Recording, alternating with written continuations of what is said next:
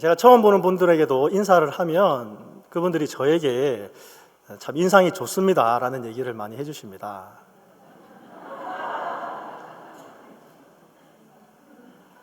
감사합니다. 이 웃음의 의미는 무엇일까요?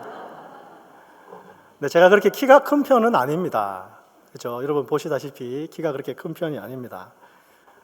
저희 친누님들이 계신데 가끔 이제 한국에서 만나면 친누님들이 저에게 이런 얘기를 해줄 때가 있습니다. 야, 네가 키가 조금만 더 컸어도 정우성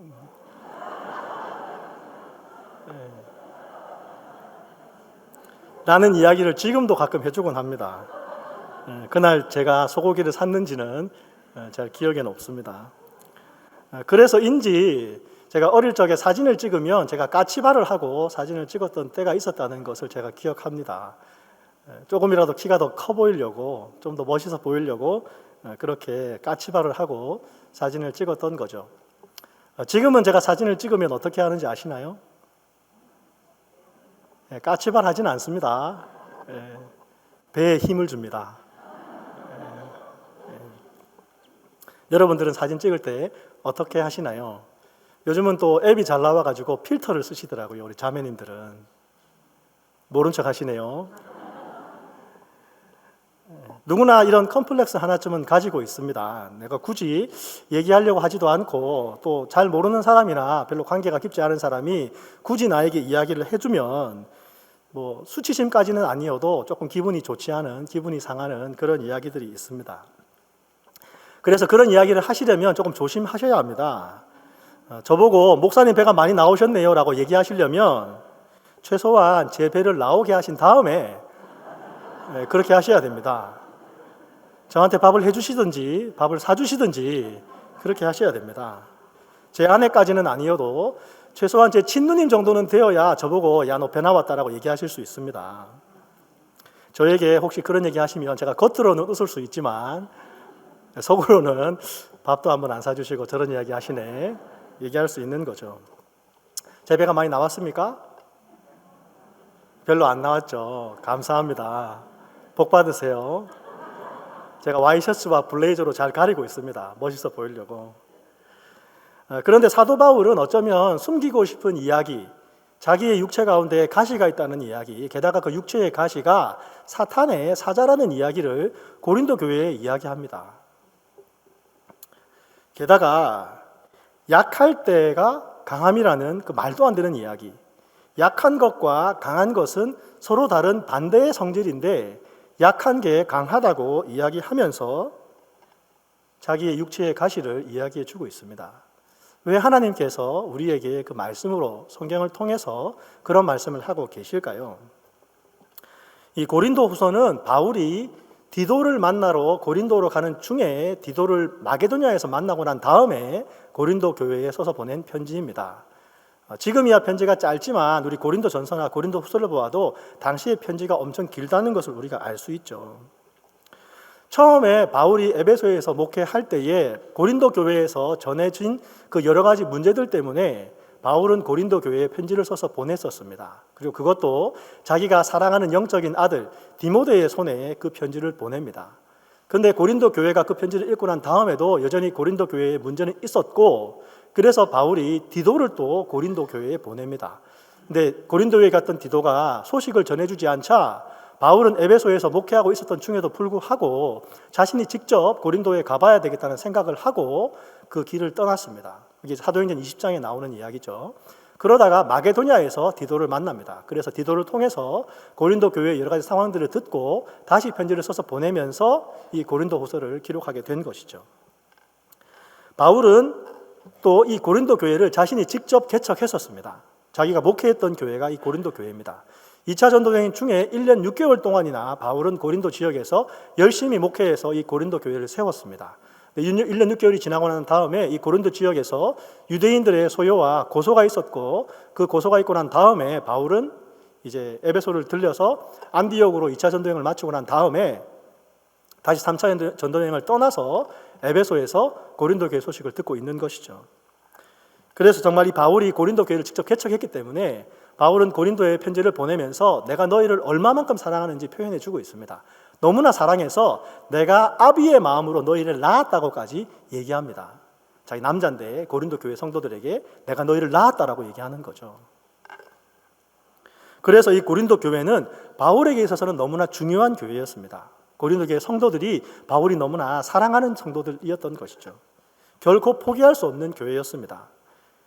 그런 고린도 교회 성도들에게 지금 바울은 자기의 육체 가운데 가시가 있다라고, 그 육체의 가시가 사탄의 사자라고 굳이 이야기하고 있는 것이죠.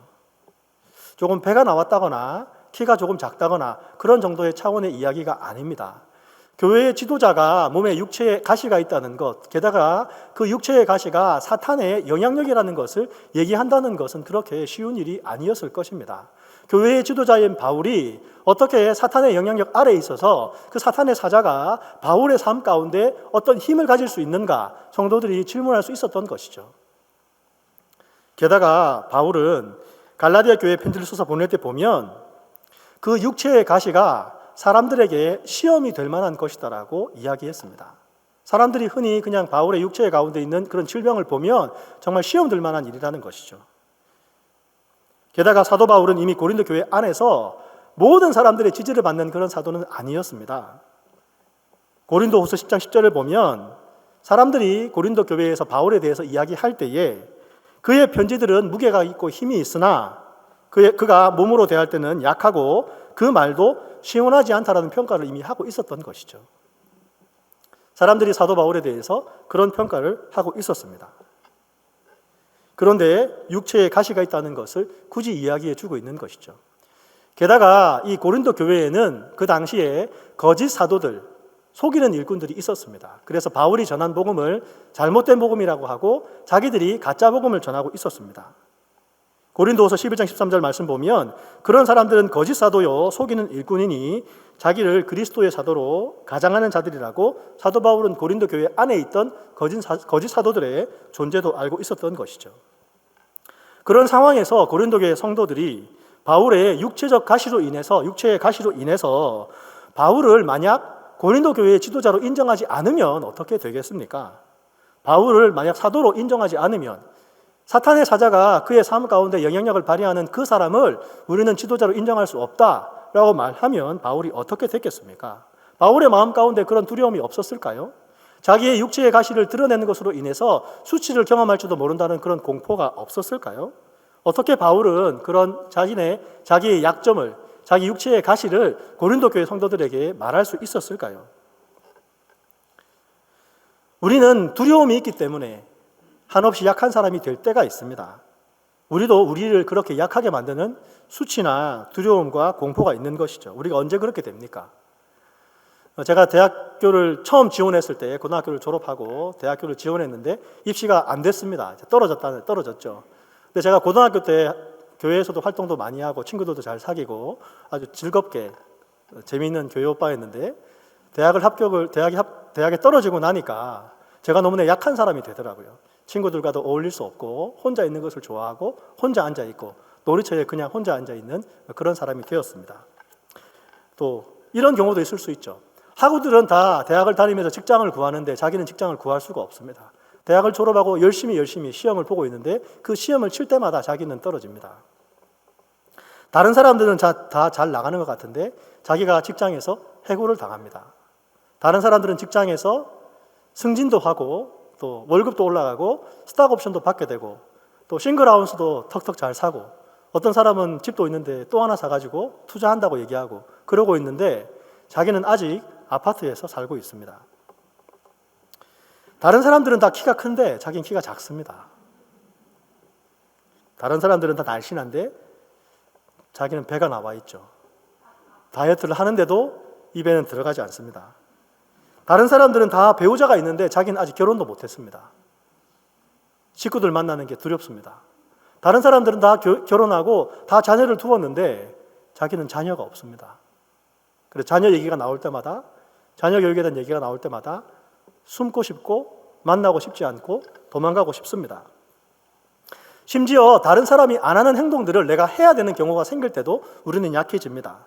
다른 사람들이 나를 어떻게 생각할까? 나를 이상한 사람으로 보지는 않을까라는 그런 생각이 들면 우리가 약해지죠.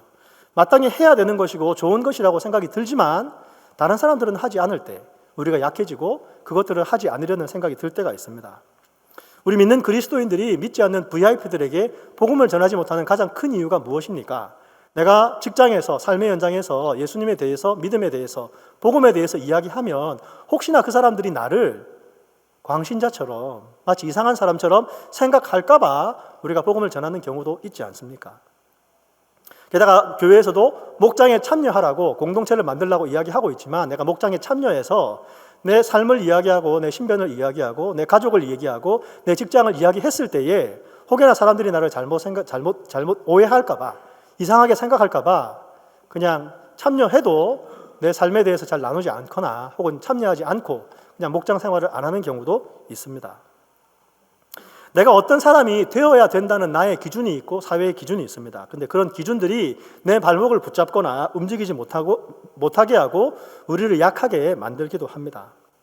그런데 바울은 어떻게 지금 자신의 육체 가운데 가시가 있다는 것을, 그 육체의 가시가 사탄의 사자라는 것을 고린도 교회에 이야기할 수 있었을까요?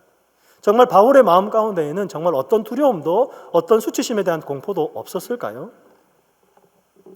어떻게 바울은 그런 수치심에 대한 공포를 극복하고 정말 자기가 사랑하는 그 고린도 교회에 자기 몸에 육체의 가시가 있다라고, 그 육체의 가시가 사탄의 사자라고 이야기할 수 있었을까요? 바울이 그렇게 말할 수 있었던 이유는 바울에게 믿음의 비밀이 있었기 때문입니다. 바울의 믿음의 비밀은 그가 본 환상이요, 그가 받은 계시였습니다. 하나님께서 바울에게 셋째 하늘이라는 환상과 계시를 보여주셨습니다. 그리고 그것이 사도 바울이 자신의 약함을 고백할 수 있는 용기를 갖게 해준 것이죠. 셋째 하늘이라고 얘기하니까 하늘인 것 같습니다. 그래서 셋째 하늘이니까 그렇죠. 삼층천이라고도 하는데 어떤 곳인지 사도 바울이 무엇을 보았는지 무엇을 들었는지 사람의 언어로 이야기할 수도 표현할 수도 없는 이야기입니다. 그 경험이 있기 때문에 사도 바울이 그 경험을 가지고 사도 바울이 하나님 안에서 자신의 약함을 말할 수 있었습니다. 그래서 바울은 자신의 육체의 가시를 하나님께서 사도 바울이 너무 교만하지 않도록, 자고하지 않도록 하나님께서 주신 것이라는 것을 사도 바울은 고백할 수 있었던 것이죠. 처음에 바울은 이 자신의 육체의 가시가 없어지기를 기도했습니다. 바울이 기도할 때는, 처음에 기도를 시작할 때는 이 육체의 가시가 하나님께서 주신 것이라는 것을 알지 못했습니다. 만약에 알았다면 자기가 그렇게 기도하지 않았겠죠. 그런데 하나님께서 바울의 기도에 예스라고 응답하시지 않으셨습니다. 육체의 가시를 떠나가게 해달라는 바울의 기도에 하나님께서 응답하시지 않으셨던 거죠. 그래서 바울은 그 육체의 가시가 있는 것이 어떤 하나님의 이유가 있다는 것을 고백할 수 있게 되었습니다. 그의 삶을 다시 해석하게 된 것이죠. 그래서 바울은 자신이 받은 계시가 지극히 큰 것임을 고백하며 그것은 자신을 교만하지 않게 하기 위해서 하나님이 주신 것이라고 고백하였습니다. 자신의 육체의 가시가 자기가 가지고 있던 그 환상과 계시 때문임을 사도 바울이 고백하고 있는 것이죠. 자칫하면 성도들을 시험에 빠뜨릴 수도 있는 육체의 가시이지만 그것이 사도 바울이 하나님으로부터 받은 환상과 계시라는 것을 알기 때문에 바울은 자신의 육체의 가시에 대하여서 고린도 교회 성도들에게 솔직하게 이야기할 수가 있었던 것이죠. 사랑하는 여러분, 우리에게도 믿음의 비밀이 있을 때에 나를 약하게 하는 육체의 가시라도 솔직하게 나눌 수 있습니다. 이런 믿음의 비밀을 가지시는 저와 여러분 되시기를 주님의 이름으로 축원합니다. 그 육체의 가시로 인하여서 수치심과 공포를 가질 수 있지만, 두려움을 가질 수 있지만, 내가 저 사람들로부터 단절되지는 않을까 그런 생각을 할 수 있지만 하나님께서 나에게 믿음의 비밀을 허락하셨기 때문에, 내가 환상과 계시를 보았기 때문에 어떤 일이 일어난다 하더라도 그것이 하나님께서 허락하신 것임을 고백할 수 있었던 것이죠. 사실 우리들도 믿음의 비밀을 하나씩은 다 가지고 있습니다. 삼층천까지는 아니다 하더라도 우리도 믿음의 비밀을 가지고 있죠. 그 믿음의 비밀이 무엇입니까? 우리는 하나님이 주시는 은혜를 알고 있는 사람들입니다. 내 믿음의 비밀은 나 같은 사람도 하나님께서 사랑하신다는 것입니다. 죄인이 나를 하나님께서 사랑하신다는 것을 내가 믿음의 비밀로 가지고 있습니다. 구원의 경험과 구원의 감격이 있습니다. 십자가를 처음 알았을 때에 예수님에 대한 첫사랑을 우리가 다 가지고 있습니다. 그 첫사랑을 알았을 때에, 하나님께서 나를 사랑하신다는 것을 알았을 때에 내 죄가 너무나 큰 것이지만 그 죄에도 불구하고 하나님께서 나를 사랑하신다는 것을 알았을 때에 내 마음을 가득 채워주셨던, 내가 말로도 다 표현할 수 없을 만큼 너무나 크신 그 하나님의 사랑을 우리는 다 알고 있는 것이죠. 그래서 우리도 사도 바울처럼 믿음의 비밀을 가지고 있습니다. 그래서 그 믿음의 비밀을 가지고 있기 때문에 우리 삶 가운데 일어나는 어떤 일이라 하더라도 우리는 솔직하게 나눌 수 있습니다. 그래서 쉽게 일어날 수 있는, 쉽게 보여줄 수 있는 그 나의 약함도 솔직하게 다른 사람들에게 나눌 수 있는 것이죠. 숨기지 않습니다. 그 사실이 드러났을 때에 짜증 부리지 않을 수 있습니다. 게다가 두 번째로 사도 바울이 그렇게 말할 수 있었던 이유는 이 바울에게는 족한 하나님의 은혜가 있었습니다. 다르게 말하면 바울은 하나님의 은혜를 넉넉하게 받았습니다. 넉넉한 은혜. 그에게 하나님께서 넉넉한 은혜를 주셨다는 것을 사도 바울이 알게 된 것이죠. 하나님께서 사도 바울에게 내 은혜가 너에게 족하다고, 이너프하다고 하나님 말씀해 주십니다. 아까 우리 찬송 불렀습니다. 내 모든 시험 무거운 죄를 주 예수 앞에 아뢰이면 주님께서 나를 불쌍히 여기시고 내 모든 짐을 맡아주실 것이라고 우리가 찬송 드렸죠. 또 1부 때는 이런 찬송도 불렀습니다. 날마다 숨쉬는 순간마다 내 안에 어려운 일 보내. 날마다 숨 쉴 때마다 우리 삶 가운데 어려운 일이 일어날 수 있는 것이죠. 근데 그럴 때마다 믿음 잃지 않고 주님 앞에 나아가고 주님 앞에 우리의 믿음을 고백한다고 우리가 찬송했었습니다. 힘든 일이 있을 수 있습니다. 그러나 우리가 반드시 잊지 말아야 될 것은 나에게 주신 그 하나님의 은혜가, 나에게 주셨던 그 하나님의 은혜가 결코 부족하지 않은 은혜라는 것을 우리가 고백할 수 있어야 되는 것이죠. 사도 바울은 어떻게 그것을 알았습니까? 하나님, 이 육체의 가시가 나에게서 떠나게 하여 주옵소서라고 기도했을 때에 하나님께서 바울에게 말씀해 주셨습니다. 내 은혜가 내게 족하도다라고 하나님 말씀해 주셨죠. 하나님께서 바울에게 말씀해 주셨기 때문에 바울은 믿음으로 고백할 수 있었습니다. 하나님께서 말씀하셨기 때문에 바울이 고백할 수 있었던 것이죠. 하나님께서 내 은혜가 내게 족하다고 말씀하셨기 때문에 바울이 네, 그렇습니다, 하나님의 은혜가 내게 족합니다라고 고백할 수 있었던 것이죠. 혹여나 지금 경험하고 있는 어려움 때문에 마음이 힘들고 하나님 앞에서 낙심하고 계신 분 계신가요? 우리가 하나님의 은혜를 기억해야 될 줄 믿습니다. 어떤 시험과 어떤 어려움도 우리를 하나님의 사랑에서 끊을 수 없습니다. 세 번째로 하나님의 사도 바울이 그렇게 말할 수 있었던 것은, 사도 바울에게는 하나님의 능력은 약한 데서 온전하여진다라는 계시로 인한 믿음이 있었습니다. 이것도 하나님께서 사도 바울에게 말씀해 주신 것이죠. 내 능력은 약한 데서 온전하여진다라고 하나님 말씀해 주셨습니다. 그리고 또 말씀해 주시기를 약한 그때가 강함이라고 말씀해 주십니다. 우리가 약함을 이야기할 때 영어 단어로 weakness도 얘기하지만 vulnerability도 이야기합니다. 잘 사용하지 않는 단어일 수도 있는데요. 이 vulnerability는 사실 번역하기 좀 까다로운 단어입니다. 딱 맞는 단어가 한국 단어에 잘 없습니다. 연약함이라고 번역하기도 하고 취약함, 취약성이라고 번역하기도 하고요. 또 우리 교회에 이제 소프트웨어 코딩하시는 분들이 많을 텐데 소프트웨어 코딩하시는 분들은 이 vulnerability를 취약 보완점이라고 그렇게도 얘기하시더라고요. 한글에 딱 안 맞는 단어가 없기 때문에 번역가들은 이 단어를 사랑하는 단어라고, 자기가 사랑하는 단어라고 그렇게 얘기하더라고요. 두 가지 의미가 있을 겁니다. 딱 맞는 단어가 없기 때문에 그 단어를 어떻게 번역할까 사실은 찾아야 되기도 하고, 정말 딱 맞는 단어를 찾아서 번역했을 때 자기 안에 기쁨도 있기 때문에 그런 것이죠. 저도 영어책을 번역했던 번역가로서 이 vulnerability를 제가 좀 세상적인 말로 번역해 보면 이 vulnerability는 찌질함입니다. 찌질함. 찌질하다는 단어 아시죠?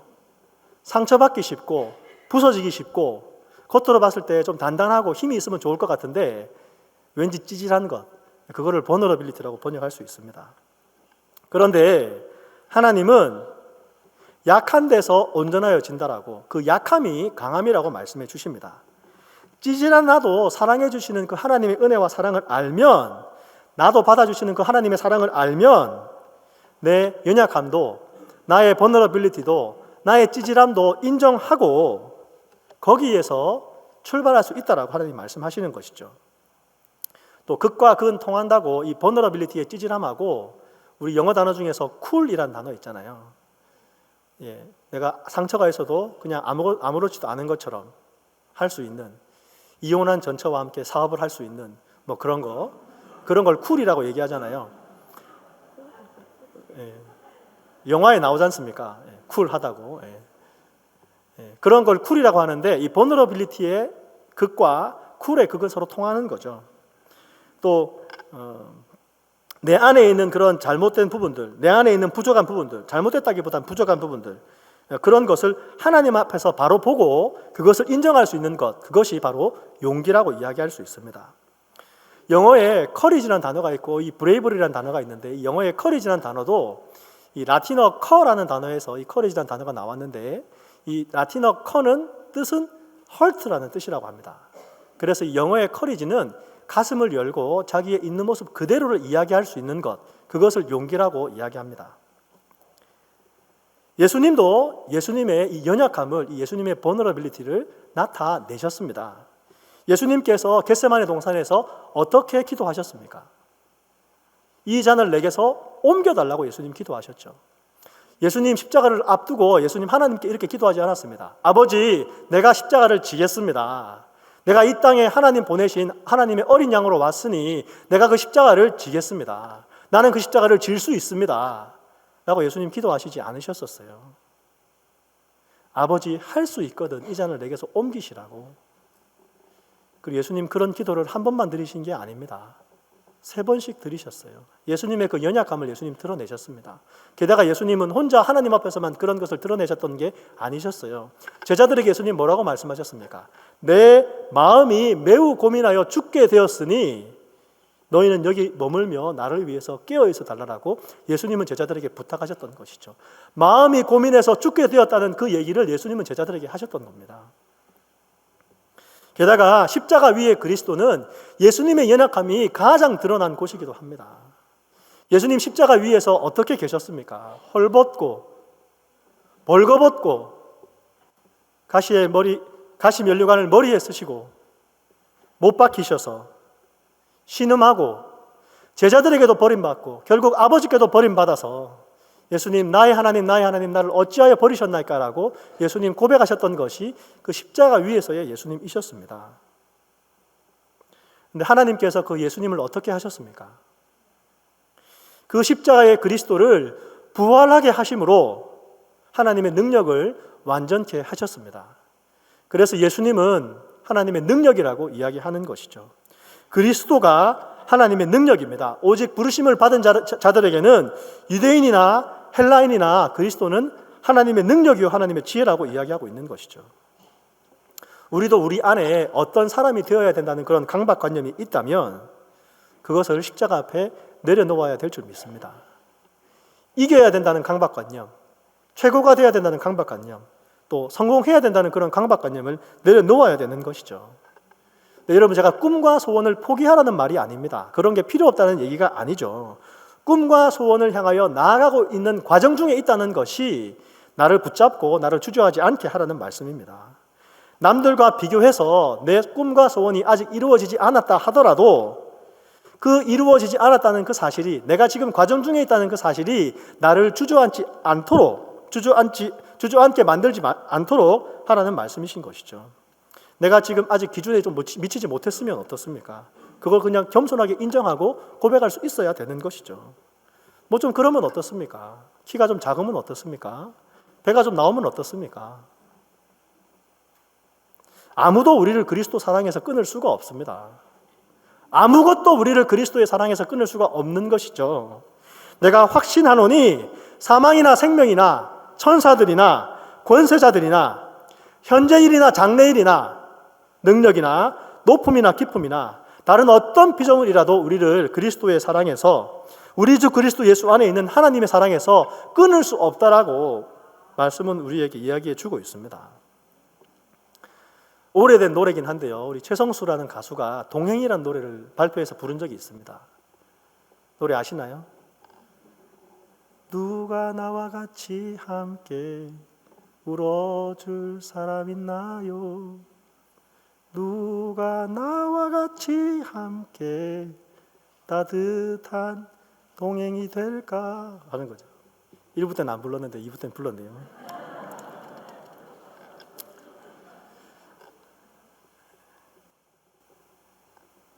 노래 가사에 공감하는 사람들이 너무 많아서 가사상도 받은 가사입니다. 근데 어떻게 보면 나랑 좀 같이 울어주세요라고 얘기하는 거잖아요.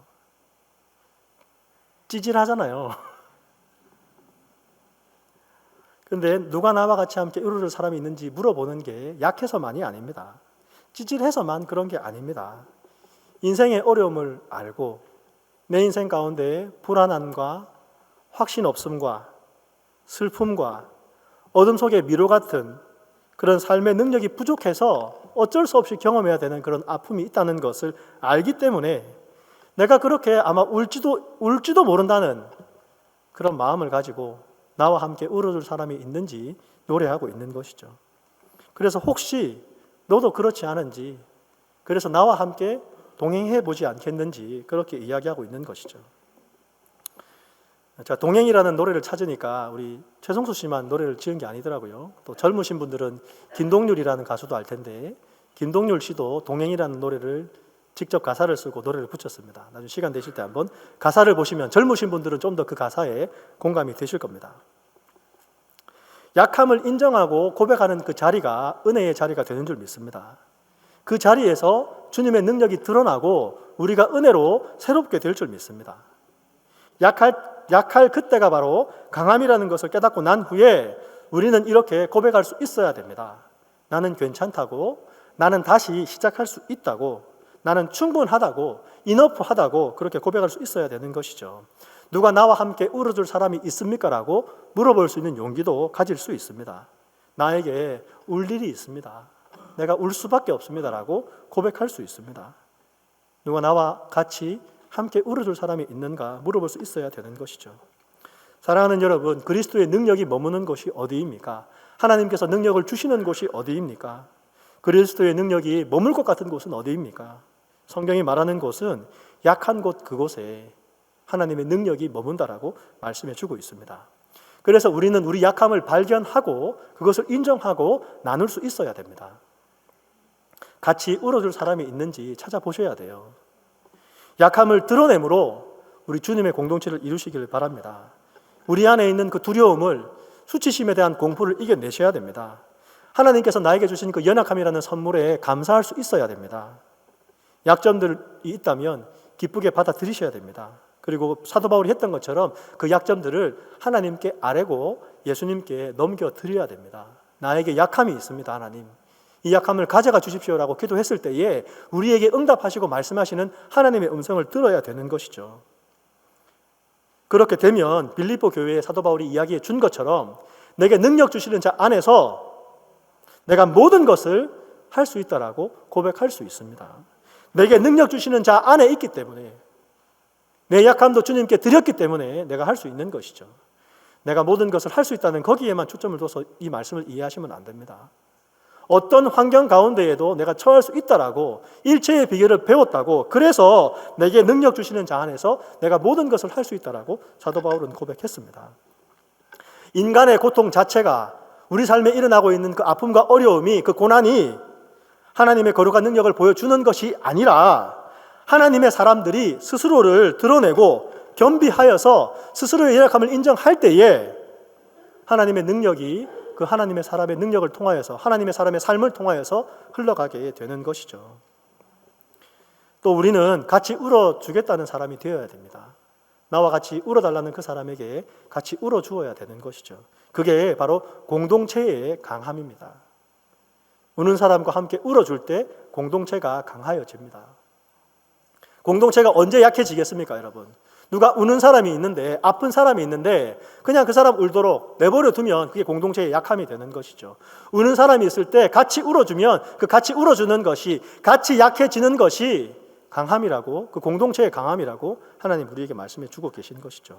또 우리 안에는 누구를 바라볼 때 누구든지 스스로의 약한 것을 인정하고 고백하며 그것을 받아들이고 극복하려는 마음으로 애쓰고 힘쓰면 사실 그 사람에 대한 공감이 생기게 됩니다.